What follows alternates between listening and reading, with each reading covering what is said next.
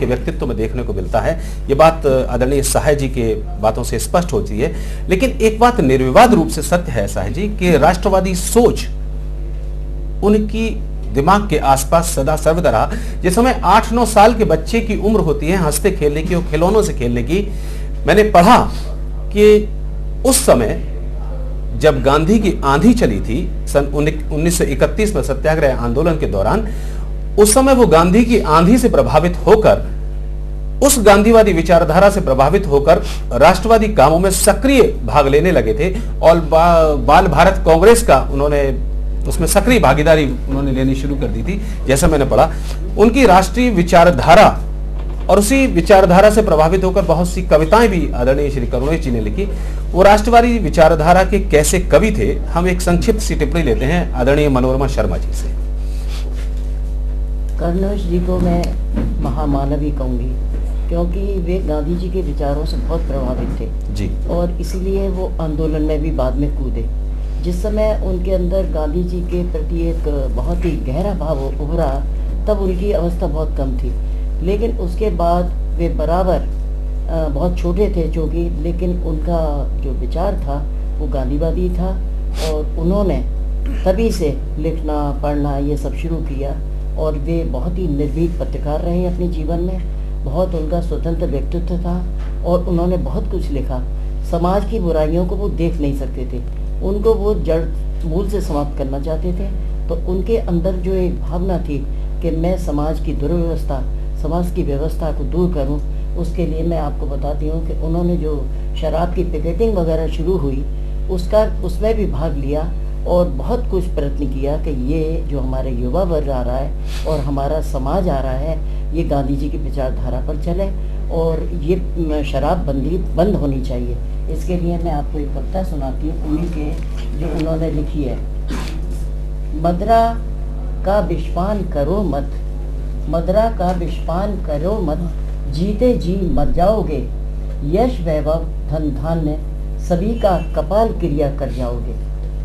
ये उन्होंने उस वक्त जो उनके विचार थे, अब हमको लगता है जब वो चले गए कि ये उनका एक समाज को संदेश था कि मदरा बहुत बुरी चीज़ है, ये सारा बर्बाद कर देती है। इसी तरह से वो नैतिकता के बड़े पक्षधर थे। वो चाहे शासन हो, चाहे प्रशासन हो और या समाज हो, वो चाहते थे कि समाज में नैतिकता रहनी चाहिए, क्योंकि राष्ट्र की जो लीड है वो नैतिकता है। इसलिए उन्होंने देखिए नैतिकता पे शासन को, समाज सभी को उन्होंने वो किया। उनके विचार के लिए मैं आपको सुनाती हूँ। राजकाज में नैतिकता हो, राजकाज में नैतिकता हो, लोकप्रिय हो शासन तंत्र, अनाचार के अंधकार पर गूंजे नैतिकता के मंत्र। ये उनकी अंदर से उभरी भावना थी, जो उन्होंने एक आशा पत्रिका पत्र निकाला, वो उसके बाद उन्होंने उषा पत्रिका का भी संचालन किया। वो चूँकि जब अंग्रेज़ों का अत्याचार ये हार्डिंगम कांड के बाद ज़्यादा हुआ तो उनका स्वास्थ्य चला गया, तो उनके मन में ये वेदना थी, सेवा की बहुत ज़्यादा भावना थी कि मैं गरीबों का भला करूं, मैं उनके बीच में रहकर काम करूं, पर स्वास्थ्य की वजह से वो बड़े विवश हो गए थे। तब देखिए उन्होंने लिखा, यही कामना है जीवन में, यही कामना है जीवन में, करूं गरीबों की सेवा में, भारत माता की पूजा कर, करूं पीड़ितों दीनों का हित। ये उनके मन में भावना थी, तब उन्होंने ये लिखा।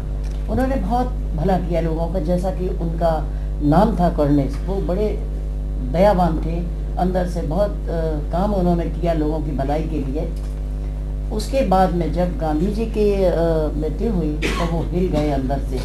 तब उन्होंने लिखा, उनके भाव में आपको दे रही हूँ। मंद पड़ी सूरज की किरणें, मंद पड़ी सूरज की किरणें, अचल हिमालय भी चुपचाप, मूक हुई सागर की लहरें, हिला शोक से अनुपम ताज। ये उनके विचार थे गांधी के प्रति, चाहे हार्डिंगम कांड हुआ हो, चाहे कुछ हुआ। लेकिन मैं इतना जानती हूँ क्योंकि करुणेश जी मेरे पिता के बड़े मित्र थे और वो दुकान पे आके बैठा करते थे। और जब उनकी मृत्यु होने जा रही थी, मैं तो सोच भी नहीं सकती थी कि, क्योंकि स्वास्थ्य तो गड़बड़ था, सोच भी नहीं सकती थी कितनी जल्दी वो चले जाएंगे।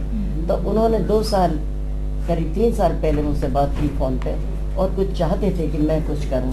वो बहुत ही दयावान, बहुत ही उनके मैंने देखी एक समाज के प्रति सजग चेतना उनके मन में थी। पता नहीं वो क्या समाज के लिए बहुत कुछ करना चाहते थे, लेकिन वो उनका सपना शायद अधूरा तो नहीं रहा, वो बहुत कुछ करके गए हैं। हम सभी से यही आशा करते हैं कि ऐसे व्यक्तित्व को आज हम यहाँ याद कर रहे हैं। उन यादें ही हैं जो आदमी कर जाता है, वो जो छोड़ जाता है वो एक धरोहर के समान है, और हम सभी उससे प्रेरणा लेंगे। मून टीवी ने ये कार्यक्रम किया है। ये मून टीवी हमेशा समाज की सजगता के लिए, जन चेतना के लिए कार्यक्रम करता है। इसके लिए हम बहुत कृतज्ञ हैं और बहुत आपके आभार। चलिए, अच्छे कामों में आप सब लोगों का साथ है, ये सब तो हम सोचते ही हैं। करुणेश जी, आदरणीय मनोरमा जी की चर्चा में एक बात है कि करुणेश जी वैद्य भी थे, बहुत अच्छे वैद्य थे। आखिरी समय में जब अस्वस्थ हुए तो इलाज के समय डॉक्टर अजीत माथुर साहब हमारे बीच में हैं। डॉक्टर अजीत माथुर ने लंबी चिकित्सा उनकी आदरणीय करुणेश जी की। वो वैद्य भी थे, आपने उनकी चिकित्सा की। उस दरमियान आपने क्या कुछ अनुभव किया? डॉक्टर अजीत माथुर से बात करना चाहते हैं।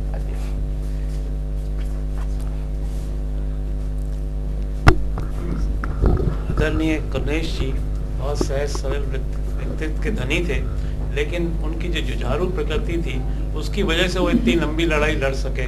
20 साल करीब मैंने उनका इलाज किया, लेकिन कभी उनको विचलित नहीं देखा। इतनी लंबी बीमारियां उनकी रही, कैंसर भी हुआ उनको गले का, लेकिन उनको कभी विचलित नहीं देखा। और हमेशा एक शक्ति थी उनमें जो कि लड़ाई से लड़ने के लिए, और जिसकी वजह से वो इतने 85 साल की उम्र तक अपने को पा सके। 85 साल की उम्र वो, मैं उम्मीद करता हूं कि ऐसे उनके आदर्श लोगों में आए और लोग लड़ सकें अपनी बीमारी से, बहुत जल्दी विचलित ना हो जैसे उनके विचार थे। और क्रांतिकारी, मैं तो कहूँगा कि क्रांतिकारी तो थे ही, उन्होंने लड़ाई से भी एक तरह से क्रांतिकारी ढंग से ही लड़ाई की।